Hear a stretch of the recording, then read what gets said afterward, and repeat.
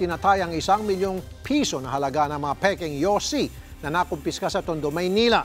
Mabenta raw ito dahil murang nabibili sa merkado. Pero paano nga ba nalalaman kung peke ang sigarilyo? Umaaksyon si Justine Punza lang. 10 hanggang 15 pesos daw na mas mura ang mga sigarilyong ito na mabenta hindi lang dito sa Metro Manila kundi pati sa Visayas at Mindanao. Kumpleto naman ang packaging at meron ding health warning na nire-require ng gobyerno. Pero peke pala ang mga ito. Kagabi hinarang ng mga pulis ang isang van na naglalaman ng 29 na kahon ng naturang mga sigarilyo sa Tondo, Maynila. Higit 1 buwan daw na minanmana ng mga otoridad ang operasyon ng grupo na nagpapaikot nito. May mga intelligence report tayo na natatanggap na maraming mga peking sigarilyo ang naglipa na dito sa Metro Manila. So kanina lang na hating gabi nagsagawa tayo ng tinatawag na intelligence-driven police operation.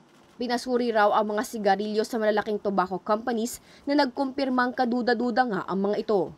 Makikita natin dito pa lang sa packaging nila, ibang karton ang ginamit nila. At saka hindi ito yung government or BIR stamp. Medyo makapal yon ng konti, medyo nakaumbok. Ito parang pinotocopy tapos ginupit tapos nilagay lang na ganito. Babala ng mga pulis, lubhang delikado ang paggamit ng mga peking sigarilyo. Kung masama sa kalusugan ang yosi, mas lalo pa kung hindi ito dumaan sa pagsusuri. Hindi natin alam kung ano ang mga materials o tobacco materials ang ginamit dito.